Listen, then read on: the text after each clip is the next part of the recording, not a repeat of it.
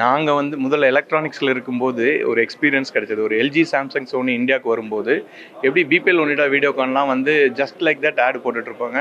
இவங்க வந்து world cup cricket sponsor பண்ணி தான் பிராண்ட் லீடர் ஆனாங்க. ஸோ நம்ம ஏன் அதை இங்கே ரியல் எஸ்டேட்டில் அடாப்ட் பண்ணக்கூடாதுன்னு திங்க் பண்ணோம். அதனால் எம்எஸ்டி எடுத்தோம். ரியலாக ஒரு 10x மோர் விசிபிலிட்டி கிடச்சிது. மோர் என்கொயரிஸும் வரும். இப்போ நான் ஒரு J1 J2 போட்டேன்னா ஒரு 30 கால் வருதுன்னா ரெகுலராக போட்டால் எம்எஸ்டி வச்சு போடும்போது எனக்கு 300 கால் வந்துச்சு. ஸோ எங்கள் பிஸ்னஸ் ஆட்டோமேட்டிக்காக அது இன்க்ரீஸ் ஆக ஆரம்பிச்சிது. நாங்கள் மைசூரில் இருக்கோம், இப்போ மைசூரில் இருக்கோம், ஹைதராபாத்தில் இருக்கோம். பட் இதை ஓப்பனாக சொல்ல போனால் அது ரியல் எஸ்டேட்டே ஒரு ரீஜனல் பிளேங்க பியூர்லி. நமக்கு எங்கே எக்ஸ்பீரியன்ஸ் இருக்குது, நமக்கு எங்கே லேண்டு ஈஸியாக வாங்க முடியும், நமக்கு லிட்டிகேஷன் இல்லாமல். ஏன்னா ஒவ்வொரு இன்வெஸ்டரும் அவங்க லைஃப், ஒரு பிளாட் ஒரு லைஃப். அவங்களுக்கு ஒரு லிட்டிகேஷன் வந்துருச்சுன்னு வச்சுக்கோங்க, லைஃபே போச்சு. நமக்கு 100 ப்ராஜெக்டில் ஒரு ப்ராஜெக்ட், ஆனால் அவங்களுக்கு ஒரு பிளாட்டு தான் ஒரு லைஃப். ஸோ அங்கே லிட்டிகேஷன் வரக்கூடாதுன்னா நம்மளுக்கு தெரிஞ்ச இடத்துல நம்ம ப்ளே பண்ணோம்.